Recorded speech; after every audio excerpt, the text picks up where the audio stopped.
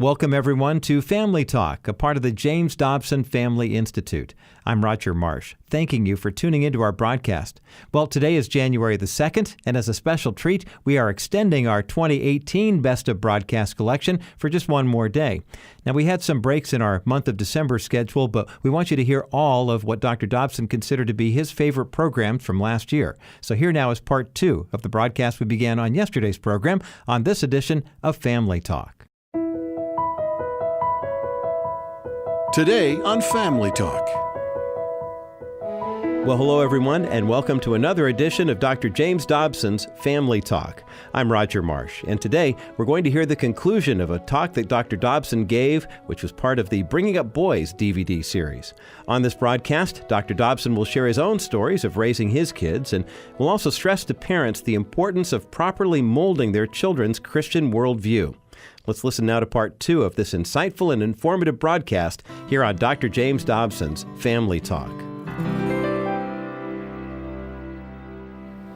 When I was 5 years of age, almost 6, my father was an evangelist. He felt that's what God had called him to do. And I could travel with them up until that time. But when I hit school, there was a problem. What were they going to do with me? My dad and my mother were very close, and my dad did not feel like he could go without my mother.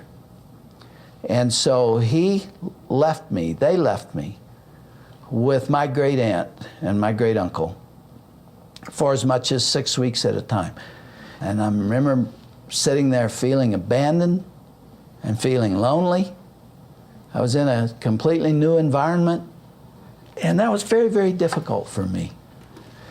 And my parents came home, after 4, 5, 6 weeks, and then they'd leave, and then they'd come back. After about 5 months of that, they came home, and my dad looked at me, and he said to my mother, "Jim is becoming more like them than he is us." And he bought a home in Oklahoma City and left my mother at home. Tremendous sacrifice he made. And let me have her. We both needed her. Let me have her. And she stayed home with me for the next 10 years, and my dad would come and go as he was able. The reason that worked is because when he was home, he was mine, and we did all kinds of things together. And he built the relationship when he was home. But he made an incredible sacrifice for 10 years alone out there when the woman he needed and the woman he loved was at home with me. Then when I turned 16, I got testy, like most 16-year-olds do. And I started giving my mother a hard time. And I remember the night that it came to a head, and she wanted me to do something, and I just more or less said, "If you don't like it, that's too bad." And I had just challenged her authority in a way I'd never done before. I'll never forget what she did. I was around the corner listening to her. My mom went to the phone and called my dad, and she had a very simple message for him. She said, "I need you." And I was absolutely shocked by what my dad did.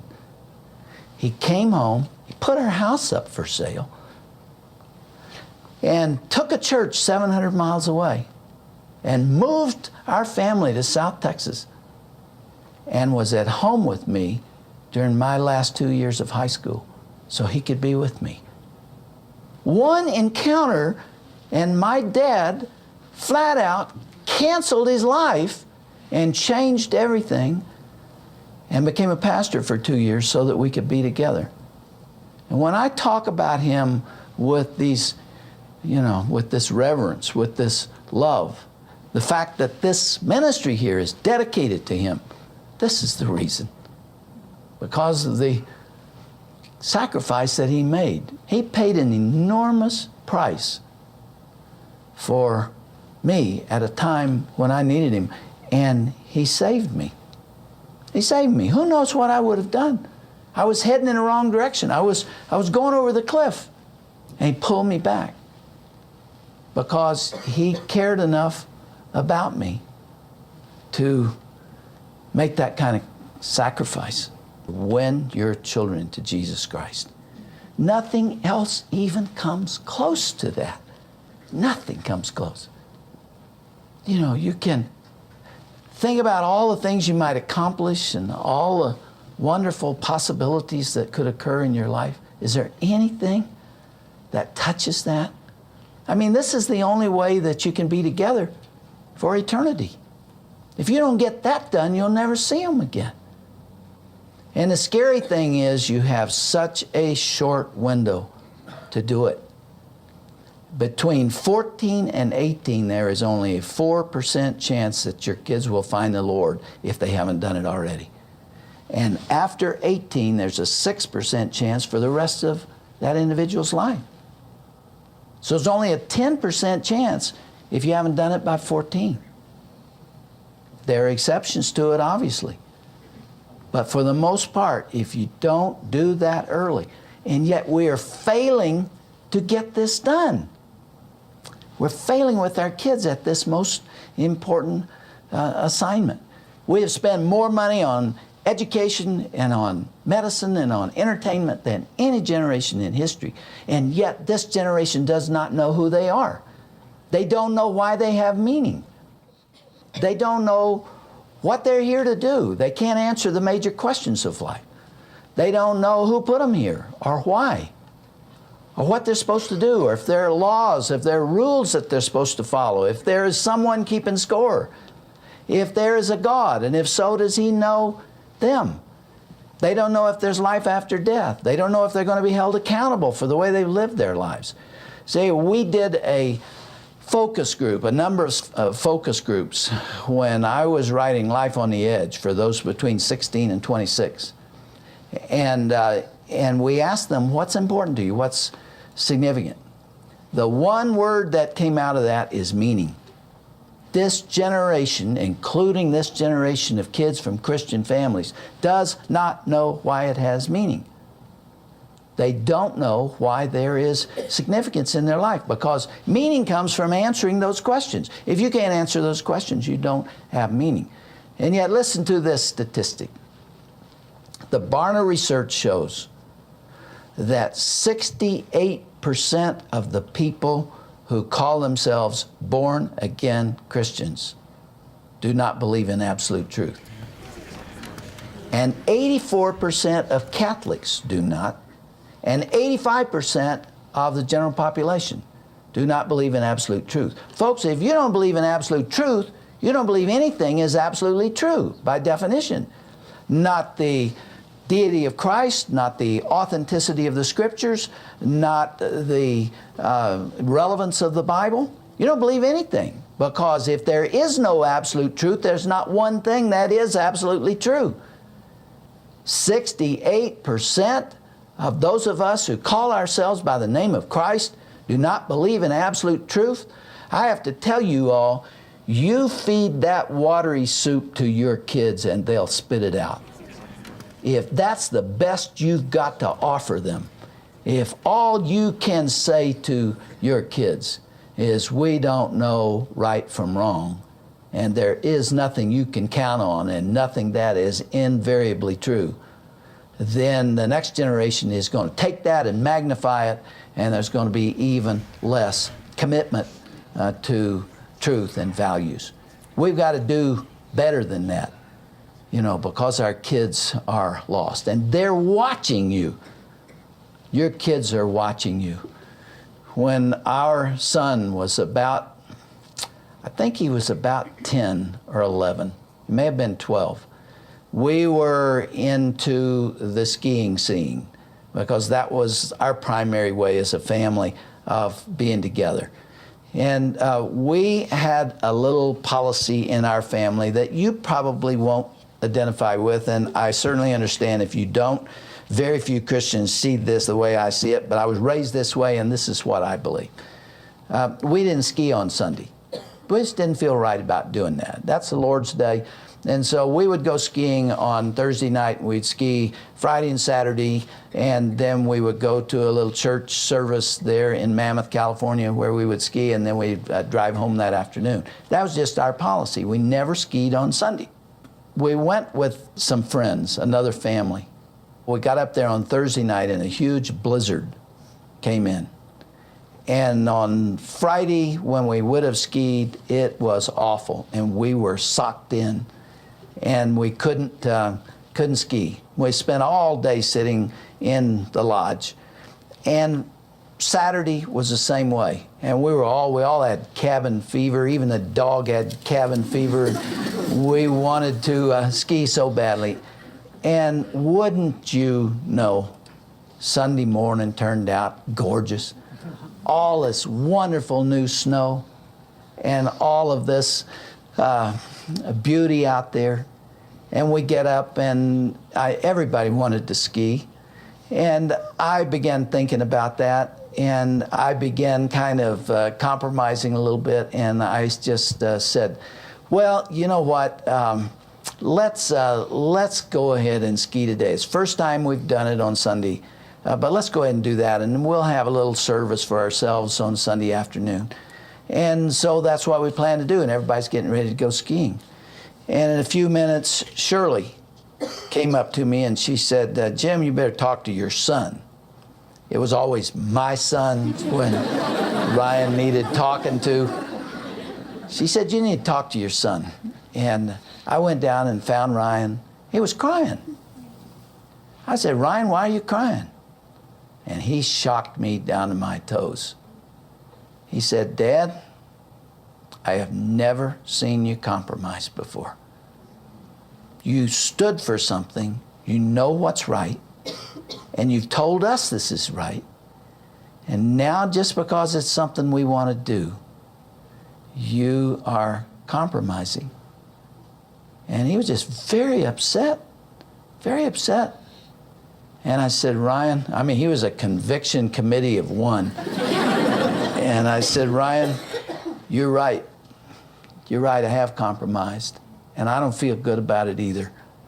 And I called the other family up and I said, listen, you do whatever you want to. This is just our policy. You guys go ahead and ski today. We're going to go to church. And I just really feel like this is what we ought to do. And they said, no, you know what? We don't feel good about it either. And so we canceled the ski trip. We all went to church. And we decided that maybe there's another way to skin this cat. And I called home and he called home, and we canceled everything we had on Monday. We stayed another day. We had one of the best ski days that we've ever had on Monday. But I had no idea that Ryan was watching me. You know, every move I made. Why would that matter to him? Why would he cry? Because I had come to represent right and wrong to him. There's some things that are not right. And I had presented it to him, and then I had contradicted it. Your kids are watching you as well. I want to just put a ribbon on what I'm saying today. These are such important principles. We've been talking about them throughout in this book on bringing up boys. This is the most important thing in the book. It's not new. There's nothing new under the sun, but it is, I think, something that we need to give the highest priority to, the ultimate priority, because it's over so quickly.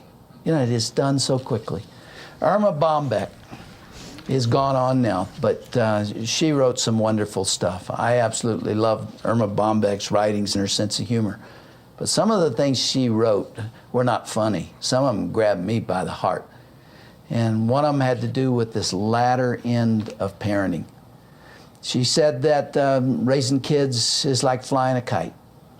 You get the kite together and you put the string on it and you put a tail on it and you take it out in the road with your kids and you're running down the road, you're trying to get this thing in the air and it won't fly and there's not enough wind, and you go back in, you put a longer tail on it and you run and you're huffing and puffing and the thing is bouncing along back there and you can hardly get it off the ground. You think you're never going to get that accomplished.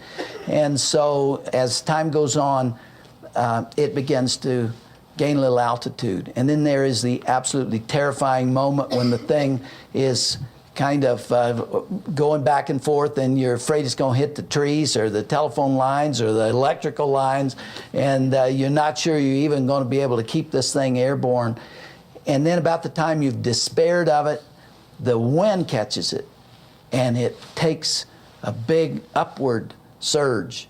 And all of a sudden you're letting out all this line, and you just can't keep up with it, and it's pulling on the line, and you're trying to hold on to it, and it gets way out there till it's just a little pinpoint in the sky. And then before you know it, you're at the end of the string. And so you hold your hand up like this, and you're on your tiptoes, and you're holding on to it, and it's pulling. And the moment comes when you have to let go. And it soars free into God's blue heaven. And for the first time in 20 years, the kite is free, and so are you. And that moment comes ever so quickly. We've let the kite go for both our kids. It was very, very hard. One of the most emotional things I've ever done in my life was seeing Ryan, the youngest, go out off to college. I cried for 3 days. I thought I couldn't take it. But it's God's plan. And there comes a time to let it go. And it's a wonderful sense of having done the job right, not perfectly, but having done the job to the best of your ability when it comes time to let go of the string. And that's what this parenting responsibility is all about for boys and girls. Some of you kind of feel this the way I do, don't you? Anybody have anything to say? Any thoughts? Yes, sir.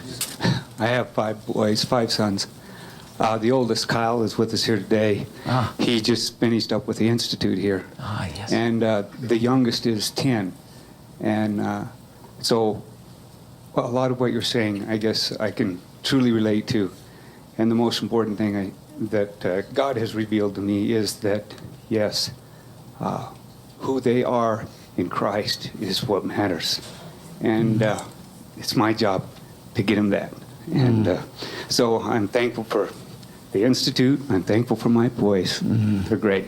It's been good having you here. I hope you've enjoyed that responsibility and that opportunity. Let me say to you all, who are a little younger perhaps, that when you come to the end of your life and you're looking back, what will matter most to you? Any of you thought about that? Will it be the buildings that have your name on them? Will it be the books that you wrote? Will it be money that you made? Will it be great accomplishments professionally? Will it be a business that you built? What is going to matter? When you look back and you think that's at the top of the list, what's it going to be? You know, I've had an opportunity to experience that because I've had a heart attack and a stroke. And I know what it's like to look death straight in the face. So I've been there. I've already experienced it. The Lord was kind to heal me, and I'm probably healthier than I've been in 15 to 20 years. At least I think I am. I certainly feel that way. But I have still come up to the door and looked at it and then turned and looked back. So I've been there. I can tell you something. If my experience is of relevance at all to you, those things that I mentioned don't matter to me at all. They're not significant. What matters to me is who I loved and who loved me and what we did together in the service of the Lord. Nothing else makes much sense. And if you feel that way, especially those of you who are younger, if you feel that way now, why not live that way when you're young enough to make the difference? You know, if that really is what matters to you, then change that pace of living that has you exhausted.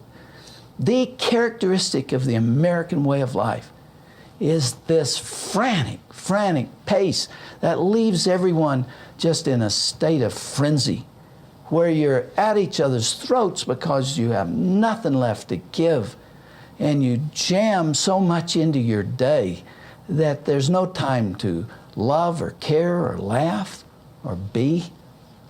You know, that's the way we live our lives. And boys don't cope with that very well. Boys, even more than girls, have a tendency to get in trouble when that happens because they don't know who cares about them. And they need to be guided and shaped, and they need to be trained. They need character development. They need their fathers involved with them especially. And if what I'm saying has a ring of validity to you, I hope that maybe you will live by that during the younger days of your life. I began this video series by talking about the first chapter of Bringing Up Boys. I will end it by going to the last page of the last chapter of Bringing Up Boys. A woman named Jean Sawtelle, whom I don't know, sent me a poem, and I put it on the last page, right at the end, and maybe you will understand it. If you're a dog lover, you will appreciate this. It's Tough on a Dog is the title. It's tough on a dog when a boy grows up, when he no longer romps and frolics like a pup. It's tough on a dog when his boy gets old, when they no longer cuddle on his bed when it's cold. It's tough on a dog when a boy gets tall, when he's off with the boys playing soccer and baseball. They no longer paddle through the mud in the bog, hoping to find a stray turtle or frog. They no longer run through the grass up to their knees, or roll in the piles of fresh fallen leaves. It's tough on a dog when his boy gets tall, when he's off to school looking at girls in the hall.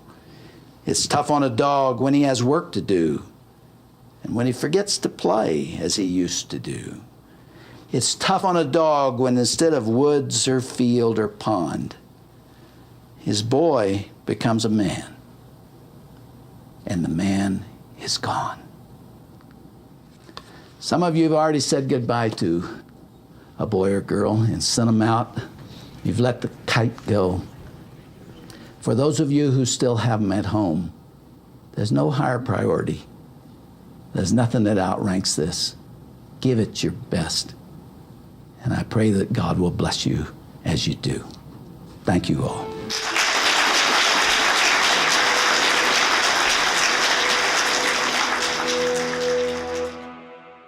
Certainly an encouraging end to today's broadcast, featuring a presentation from Dr. James Dobson on his Bringing Up Boys DVD here on Family Talk. Head over to our broadcast page at drjamesdobson.org and listen to part 1 if you didn't get a chance to hear yesterday's program. You can also learn how easy it is to order a copy of Dr. Dobson's Bringing Up Boys DVD or the popular book featuring that same title. You'll find all of this at drjamesdobson.org. Once you're there, click on to today's broadcast page. Thanks so much for listening to today's edition of Family Talk. I'm Roger Marsh. Have a great day. This has been a presentation of the Dr. James Dobson Family Institute. For over 40 years, Dr. James Dobson has been working to support the institution of the family. During that time, he's authored over 50 books, written hundreds of articles, broadcast thousands of radio shows, and produced many videos and films. Over the past few years, we've been busy digitizing and organizing Dr. Dobson's entire life's work to create a comprehensive library. And now you can personalize the Dobson Digital Library as your own. Getting started is easy. Want to find out ways to encourage your strong-willed child? Or perhaps you want to add some more romance into your marriage? Simply tap into the search bar. Thousands of related articles, broadcasts, books, and videos are at your fingertips. Want even more? You can save your favorite resources to your personal library by creating an account. We even give you the ability to save resources to view later. Like what you find? We make it easy to share with those you care about. It's as simple as that. Search, save, and share. With the Dobson Digital Library, thousands of resources on parenting, marriage, faith, and culture are at your fingertips. Getting started is only one click away. Hi, everyone. This is Dr. Tim Clinton for Family Talk. Where do you go to receive support and advice for your family? You know, we interact with thousands of people every day through our Facebook page. There you're going to find inspiring advice on what matters most to you. Whether it's marriage or parenting, you can be sure our profile will keep you updated with how your family can succeed. Visit us at facebook.com/Dr. James Dobson's Family Talk. Each day, you're going to find our latest broadcast, helpful resources, inspirational pictures and quotes. Nowhere else are you going to be able to start your day with a thought from Dr. Dobson, as well as a special message before you go to sleep. Remember, you can be sure that every post on our page is created with you and your family in mind. Take time to visit us and become a part of our online community on Facebook, will you? Simply go to facebook.com/Dr. James Dobson's Family Talk.